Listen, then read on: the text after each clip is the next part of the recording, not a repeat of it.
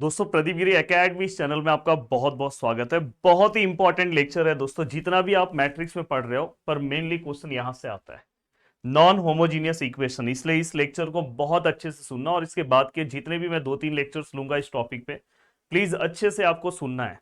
अगर आप चाहते हो कि सर हमें नोट्स चाहिए और हमें अपने यूनिवर्सिटी वाइज चीजें चाहिए, तो आप हमारे कोर्सेज से जुड़ सकते हो जो मैंने बहुत अच्छे तरीके से डिजाइन किया है। तो ऑलरेडी प्रदीप गिरी एकेडमी एप्लीकेशन डाउनलोड करो और आप आराम से हमारे कोर्सेज से जुड़ सकते हो। अब देखो दोस्तों, यहाँ पे सबसे पहले बहुत सी बेसिक चीजें मैं आपको बताने जा रहा हूं, जिसमें से कुछ चीजें बेसिक मैंने आपको पहले भी बताया है। जैसे अगर मैं बात करूं दोस्तों, देखो यहाँ पे इस टाइप के कोई भी क्वेश्चन को सॉल्व करने के लिए, जैसे यहाँ पे 4 है, 3 है, 2 है, समझो मैंने यहाँ पे 1 लिया, 1 है, यहाँ पे -4 है, 3 है, 2, 1, 5, 6, ये भी समझो 4 है। अब देखो दोस्तों, इस टाइप में कोई भी अगर आप सम सॉल्व कर रहे हो तो हमेशा याद रखना कि हमें हमेशा ये वैल्यू 0, ये वैल्यू 0। और हमेशा याद रखना दोस्तों, नॉन होमोजीनियस का अगर कोई भी सम सॉल्व कर रहे हैं, इवन होमोजीनियस का, तो ओनली रो ट्रांसफॉर्मेशन अप्लाई करना है। हमेशा याद रखना, रो ट्रांसफॉर्मेशन, कॉलम ट्रांसफॉर्मेशन अप्लाई नहीं करना है। कॉलम ट्रांसफॉर्मेशन हम कब अप्लाई करते हैं? नॉर्मल फॉर्म में और पीए क्यू फॉर्म में। अब आगे से हर एक फॉर्म में हमें रो ट्रांसफॉर्मेशन अप्लाई करना है, मतलब अपने मैट्रिक्स को हमें इकोलॉन फॉर्म में कन्वर्ट करना है। कौन से फॉर्म में? इकोलॉन, जो इसके ऊपर मैंने ऑलरेडी लेक्चर बनाया है।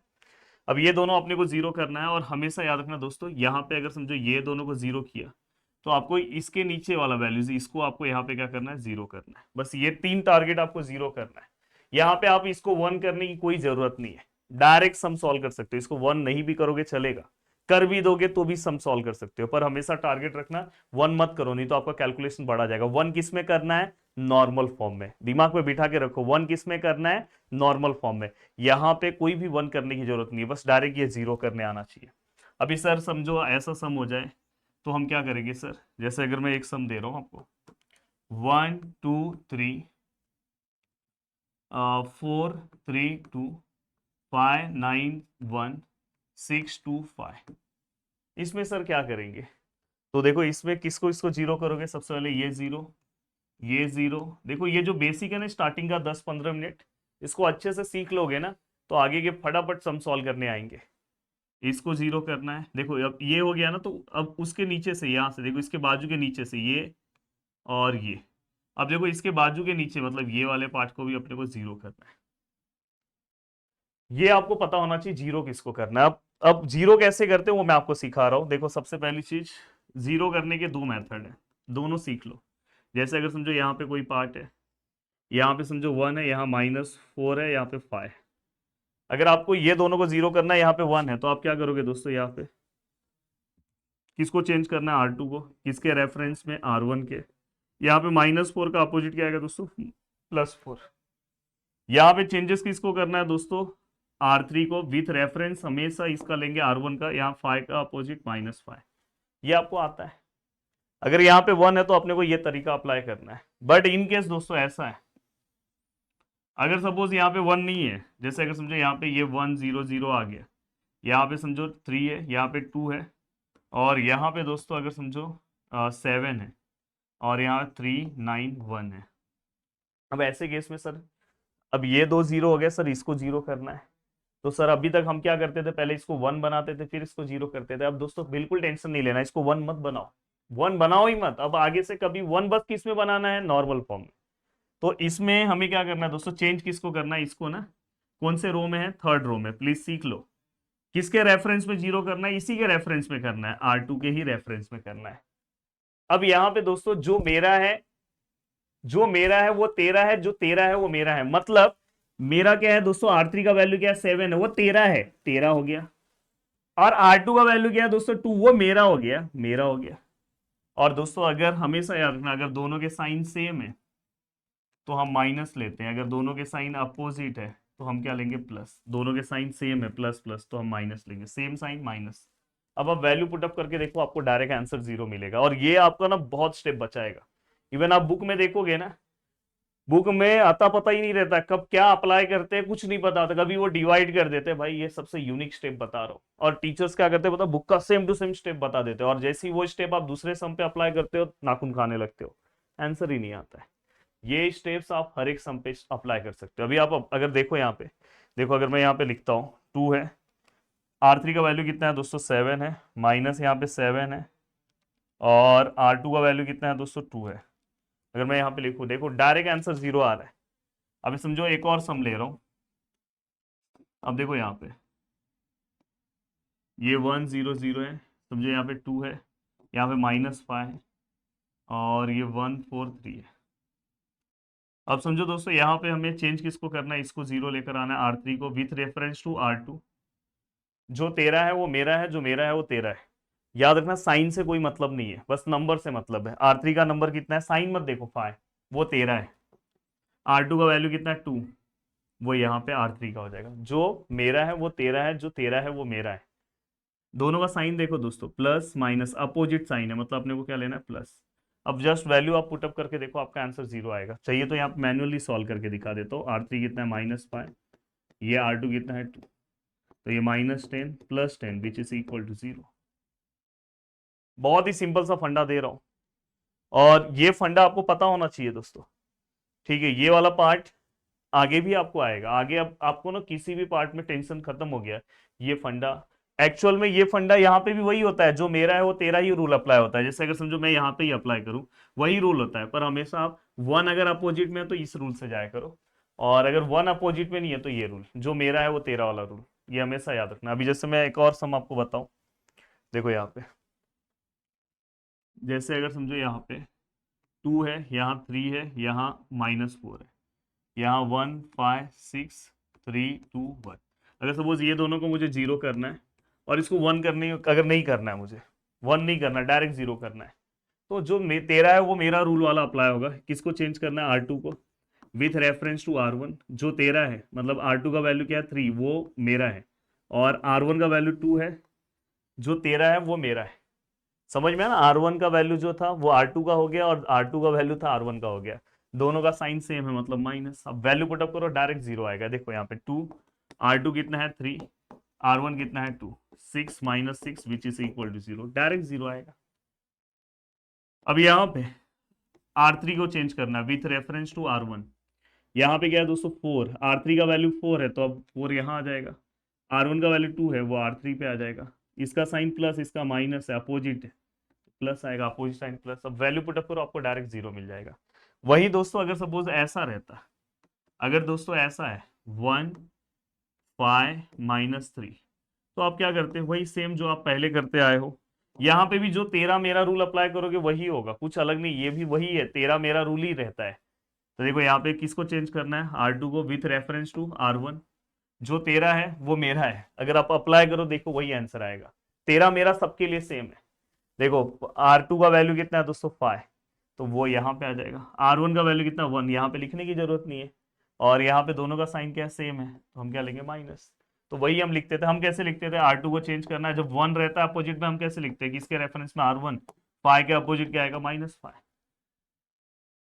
ये सबसे आपका ये स्टेप ना आपका बहुत पार्ट बचा दिया है। अब देखो यहाँ पे, अब ये होने के बाद अब कुछ चीजें मैं आपको और बताने जा रहा हूं।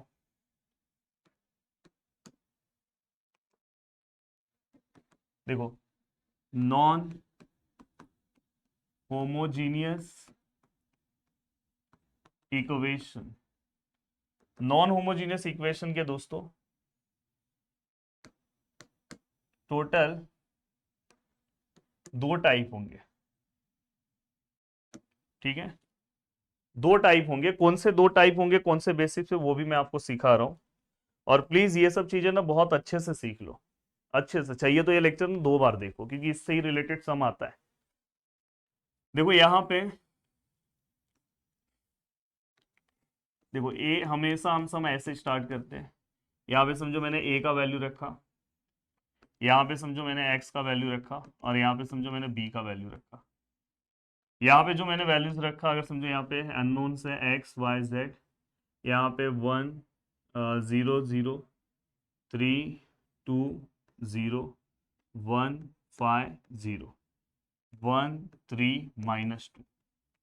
अगर मैंने पूरा पार्ट सॉल्व कर दिया, इसको इकोलॉन फॉर्म पे कन्वर्ट कर दिया, समझो हमारा आंसर ये है। जब मैं सम सॉल्व करूंगा तो ये आपको मिला, अगर समझो फाइनल स्टेप पे ये आंसर मिला, कैसे यहां तक आना है वो मैं सिखाऊंगा, पर अगर फाइनल स्टेप पे ये आंसर मिला तो दोस्तों एक टर्म आपका चलेगा स्मॉल आर। स्मॉल आर मतलब ये होता है दोस्तों rank of matrix A, rank of matrix A. तो प्लीज डरना नहीं है, स्मॉल आर जहां पे लिखा रहेगा उसका मतलब होता है rank of matrix A. Matrix A का रैंक क्या है दोस्तों, आप प्रीवियस लेक्चर तो देख के आए हो। देखो इसमें ये वाला पार्ट तो पूरा 0 है, ये तो लेंगे नहीं, इसमें नंबर है, इसमें नंबर है, मतलब रैंक कितना है 2। बस ओनली ए का, ए के रैंक को हम आर से डिनोट करते हैं। अब यहाँ पे अगर मैं नंबर ऑफ अननोन की बात करूं तो नंबर ऑफ अननोन कितने हैं दोस्तों, अननोन मतलब ये कितने हैं दोस्तों, 3 है। और अगर मैं दोस्तों यहाँ पे देखो ये ए का जो वैल्यू है 1 3 1 0 2 5 0 0 0। अब यहाँ पे मैं जो दोस्तों ये देखो अननोन है, यहाँ पे बी का वैल्यू है, ये देखो ये मैंने वैल्यूज पूरे लिख दिए। और दोस्तों अगर इसी को मैं क्या बोलूंगा बता, rank of A B, rank of A B. अब ये दोनों रैंक ऑफ ए बी निकालना है तो ए और ये वाला पार्ट साथ में आपको लेना है, और फिर आपको डिसाइड करना है इसका रैंक क्या है। इस पूरे में नंबर है, इस पूरे में भी नंबर है, इस पूरे में दोस्तों यहां तक नंबर नहीं है, पर अब रैंक ऑफ ए बी निकाल रहे तो पूरा देखो पूरे में नंबर है, मतलब इसका रैंक कितना आएगा दोस्तों 3। इन केस दोस्तों यहाँ पे नंबर नहीं होता, यहाँ पे अगर समझो 0 होता तो रैंक कितना हो जाता 2, क्योंकि देखो यहाँ पे नंबर है, यहाँ पे नंबर, इसमें एक में भी नंबर नहीं है। तो जब भी अगर आपको रैंक ऑफ ए बी अगर बोलते हैं तो ये दोनों को साथ में देखना है। रैंक ऑफ ए बोलेंगे तो ये वाला देखना है, अननोन बोलेंगे तो ये वाला देखना है। तो ये चीज का ध्यान रखना। इन केस अगर दोस्तों यहाँ पे 5 हो जाता, यहाँ पे अगर समझो 5 हो जाता तो रैंक ऑफ ए कितना आता, इसमें भी नंबर है, इसमें भी नंबर, इसमें भी नंबर, डायरेक्ट यहाँ पे 3 हो जाता। पर यहाँ पे कितना है दोस्तों, कितना 0 था। तो ये बेसिक है दोस्तों, अभी तक 12 मिनट का पार्ट हुआ है, पूरा बेसिक बता रहा हूँ। अब सम सॉल्व कराऊंगा ना तो फटाफट समझ में आ जाएगा। अब देखो ये चार्ट आपसे याद कराता हूँ।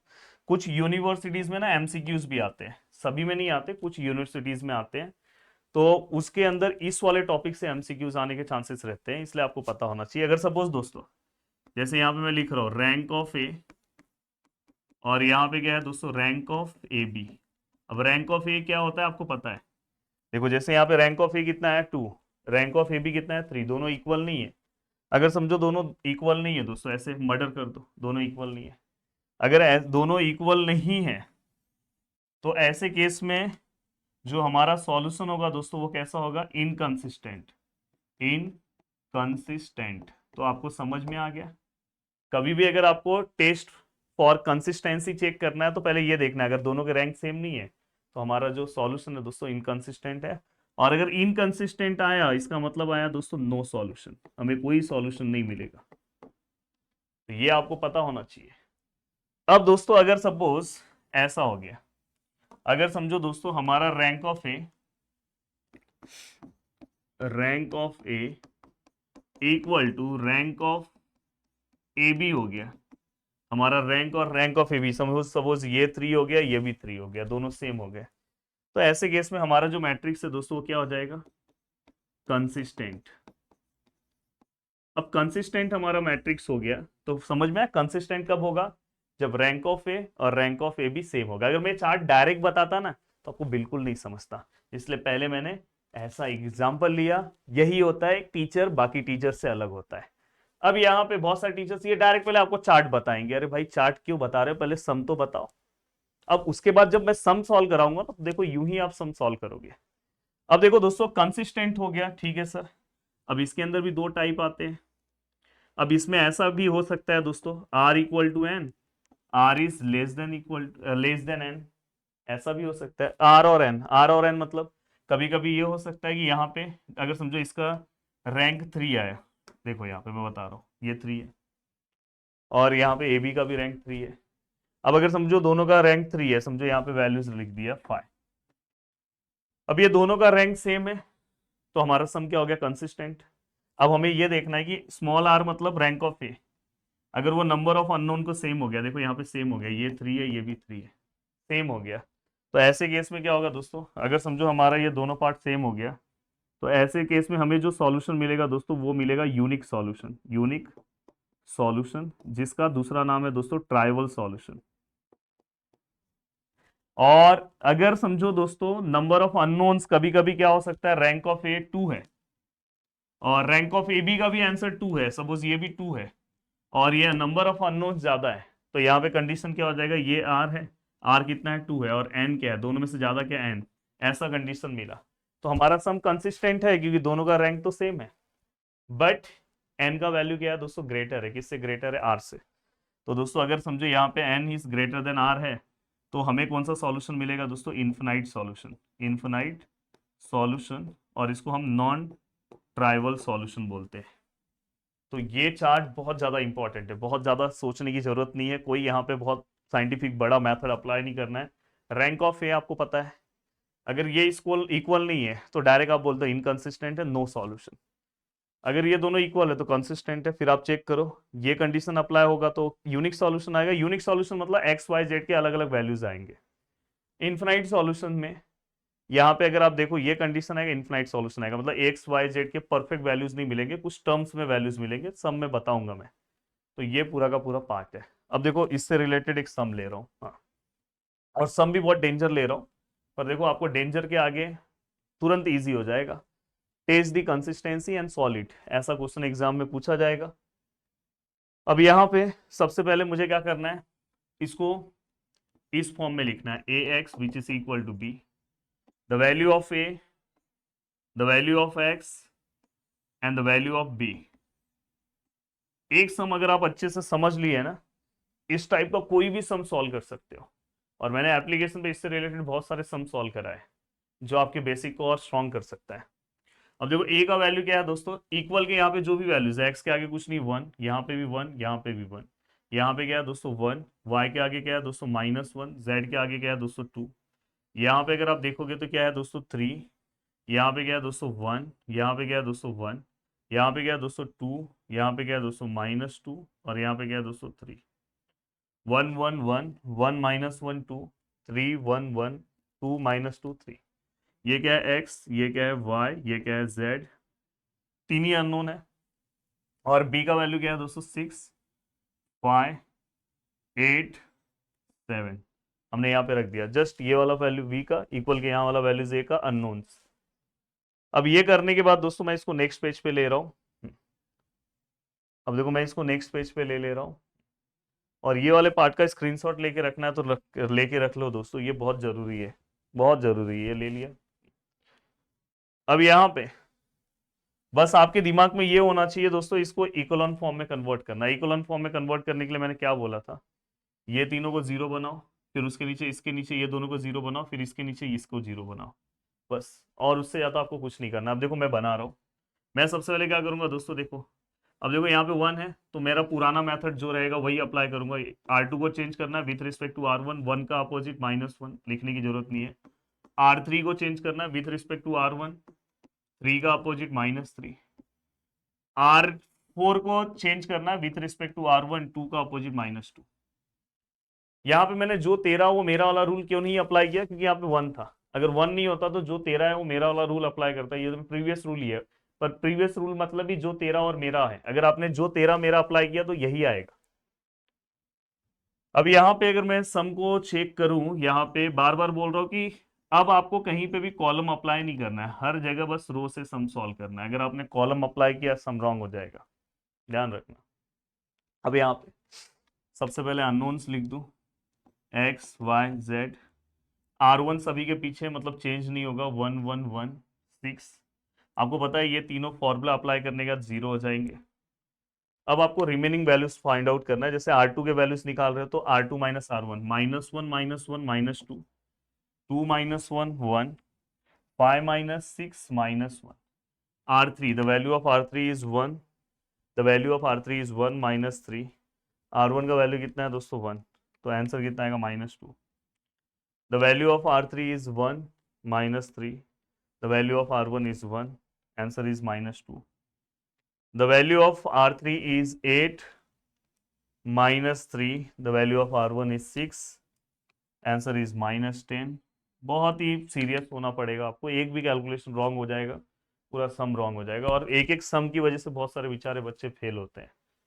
अब यहाँ पे ये होने के बाद अब देखो यहाँ पे ये हो गया अब R4 वाला, R4, और हाँ अब देखो यहाँ पे क्या है दोस्तों, -2 -2 -2, द वैल्यू ऑफ R1 का वैल्यू क्या है दोस्तों 1, आंसर इज -4।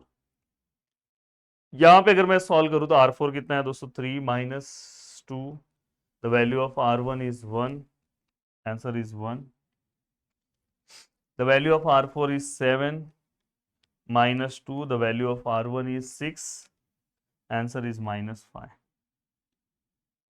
अब यहां तक का पार्ट होने के बाद चाहिए तो आप इसका स्क्रीनशॉट ले लो। हाँ, अब ये होने के बाद दोस्तों मैं इसको नेक्स्ट पेज पे कॉपी कर रहा हूं। अब ये मैंने कॉपी किया। अब देखो दोस्तों, आपको पता है जैसे ही ये तीनों जीरो हुए उसके बाजू वाले को के नीचे वाले वैल्यूज को आपको जीरो करना है। इसको 1 करने की बिल्कुल जरूरत नहीं है, मत करो 1, डायरेक्ट आप सब सॉल्व कर सकते हो।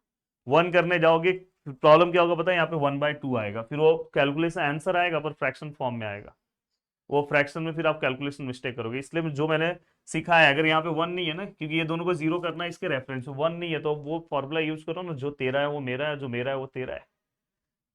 अब यहाँ पे क्या है दोस्तों, R3 को चेंज करना है विथ रेफरेंस टू R2। यहाँ पे क्या है दोस्तों 2, देखो ध्यान से, यहाँ पे क्या है दोस्तों 2, R3 का वैल्यू क्या है 2, यहाँ पे आ जाएगा। R2 का वैल्यू क्या है दोस्तों 2, दोनों का साइन सेम है, माइनस माइनस मतलब सेम साइन है, सेम रहेगा तो हमें क्या लेना है माइनस। अब यहाँ पे हमेशा याद रखना एक और चीज कि अगर नंबर जो यहाँ पे आ रहे हैं वो अगर डिवाइड हो रहे हैं तो उसको डिवाइड भी कर दो। जैसे ये 2 1 जा 2, देखो 2 1 जा 2 और 2 1 जा 2, तो फाइनली ये R3 माइनस R2 ये फॉर्मूला बन गया। अब इसके लिए चेंज करना है तो यहाँ पे क्या है दोस्तों R4, किसका रेफरेंस लूंगा R2 का, जो मेरा है 4 है तो वो तेरा हो जाएगा, जो तेरा है वो मेरा हो जाएगा। फाइनली ये भी डिवाइड, हाँ माइनस और माइनस दोनों के साइन सेम है, मतलब माइनस साइन आएगा, अपोजिट साइन होगा तो प्लस। 2 1 जा 2, 2 2 जा 4, तो ये क्या हो जाएगा R4 -2R2। तो देखो ये वाले सम में आपको ये भी सीखने मिल गया कि इसको आप डिवाइड करके छोटा कर सकते हो। अब देखो दोस्तों यहाँ पे x y z, और यहाँ पे सबसे पहले क्या चेंज नहीं होगा दोस्तों, सर सबसे पहले R2 चेंज नहीं होगा, R1 भी चेंज नहीं होगा, 1 1 1 एंड 6। अब R2 भी चेंज नहीं होगा, 0 -2 1 एंड -1।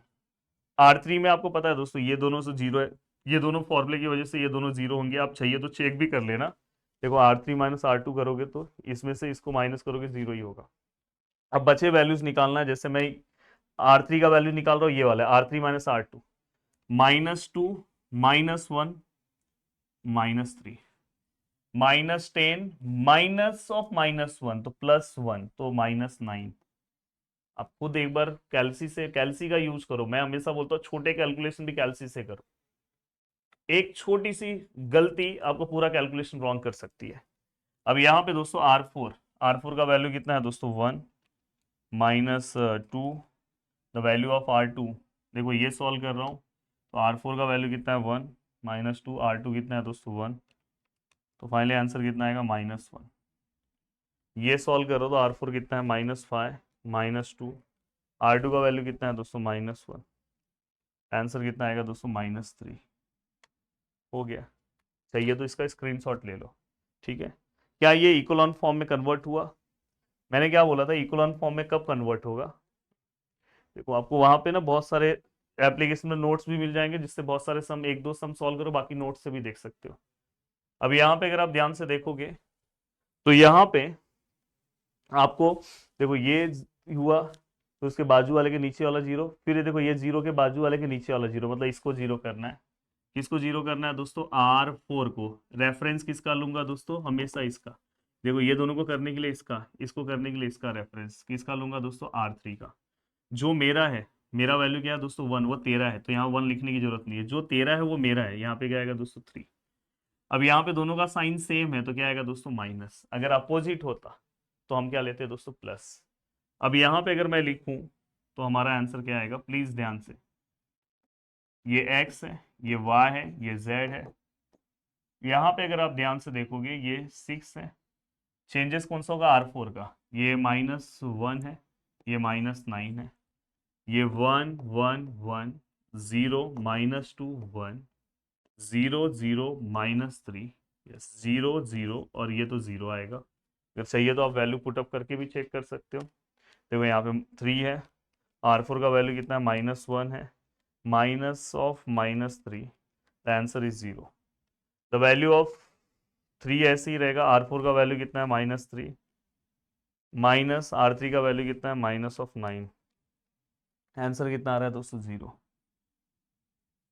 अब यहाँ पे अगर आप ध्यान से देखोगे, अब देखो ये प्रॉपर हो गया, इसके नीचे सभी वैल्यू 0, इसके बाजू वाले के नीचे सभी 0, उसके बाजू ये देखो ये 0 के बाजू वाले के नीचे सभी 0, देखो ये इसके नीचे सभी 0, फिर 0 के बाजू वाले के नीचे सभी 0, फिर ये 0 वाले के बाजू वाले के सब नीचे 0, मतलब ये इक्वल फॉर्म में हो गया। अब आप अपना प्रोसीजर अप्लाई करो, कौन सा वाला पता है, ये वाला, ये देखो ये वाला प्रोसीजर। अब यहाँ पे ये वाला प्रोसीजर जब आप अप्लाई करोगे तो देखो किस तरह से आप अप्लाई करोगे, कहाँ गया, हाँ देखो मैं इसको नेक्स्ट पेज पे ले रहा हूँ।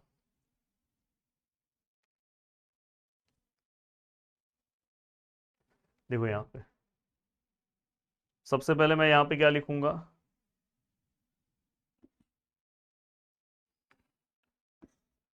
रैंक ऑफ मैट्रिक्स ए, जिसको हम स्मॉल आर से डिनोट करते, कितना आएगा बताओ, रैंक ऑफ ए कितना आएगा दोस्तों, अगर आप ध्यान से देखोगे, नंबर है नंबर है नंबर है, ये पूरा का पूरा 0 है, इसको हम नंबर है मतलब नॉन जीरो, तो यहाँ पूरा 0 है तो इसको छोड़ दो, इसमें नंबर है, इसमें नंबर, इसमें नंबर, टोटल 3 रोल में नंबर है, तो रैंक ऑफ ए कितना आएगा, 3। देन दोस्तों नंबर ऑफ अननोन्स कितने आएंगे, नंबर ऑफ अननोन्स भी 3 है। एंड दोस्तों इसके बाद रैंक ऑफ ए बी, अब देखो आप साथ में ही ए बी निकाल सकते हो, अलग से वो लिखने की जरूरत नहीं है, अलग से साथ में देखो, ये पूरे को एक साथ देखो नंबर है, ये पूरे को एक साथ देखो नंबर है, ये बीच में इसको मत देखना, इस पूरे को देखो नंबर है, इस पूरे में नंबर नहीं है दोस्तों, मतलब लास्ट वाले में नंबर नहीं है, और स्टार्टिंग के नंबर है तीनों में, तो कोई ना कोई नंबर आपको दिख रहा है, तो इससे पता चला इसका भी रैंक कितना है, 3 है। हमें क्या करना है, क्वेश्चन में हमें क्या बोला है, टेस्ट दी कंसिस्टेंसी, क्वेश्चन में क्या बोला है, टेस्ट दी कंसिस्टेंसी, हमें चेक करना है कि कंसिस्टेंट है कि नहीं है, अगर कंसिस्टेंट है तो हमें इसको सॉल्व करके दिखाना है, अगर इनकंसिस्टेंट हो गया तो नो सॉल्यूशन आएगा। अब हमें क्या करना है दोस्तों, देखो ध्यान से, अब ये हो गया, तो आप यहाँ पे लिखोगे दोस्तों, देखो rank of A which is equal to rank of A B, rank of A और rank of A B same है ना, क्योंकि इसका भी रैंक 3 है और इसका भी 3 है, वही अगर नहीं होता तो कट करते, इनकंसिस्टेंट नो सॉल्यूशन। अब यहाँ पे अगर ये दोनों इक्वल हैं तो इससे ये पता चला, the given equations are consistent, given equations कैसा है दोस्तों, कंसिस्टेंट है। अब कंसिस्टेंट होने के बाद भी उसके दो टाइप होते हैं, हमें आर और एन को सामने सामने रखना है, आर का वैल्यू 3 है, एन का वैल्यू सेम है, मतलब दोनों सेम है, और अगर दोनों सेम हो जाते हैं, देखो मैं आपको चार्ट दिखाता हूँ, अगर दोनों सेम हो जाते हैं, देखो कंसिस्टेंट हो गया ना, तो आर और एन सामने सामने रखा, दोनों सेम है, तो क्या आएगा, यूनिक सॉल्यूशन। अगर दोनों सेम नहीं होता, जैसे ऐसा एन ग्रेटर हो जाता, तो क्या आता है, इनफिनाइट मेनी सॉल्यूशन। तो देखो यहाँ पे ये दोनों सेम हो गए, तो यहाँ पे आप क्या लिखोगे दोस्तों, देयरफॉर यहाँ पे आप लिखो system as system have unique solution, आप ऐसे भी लिख सकते हो, या तो लिख सकते हो given equation having unique solution.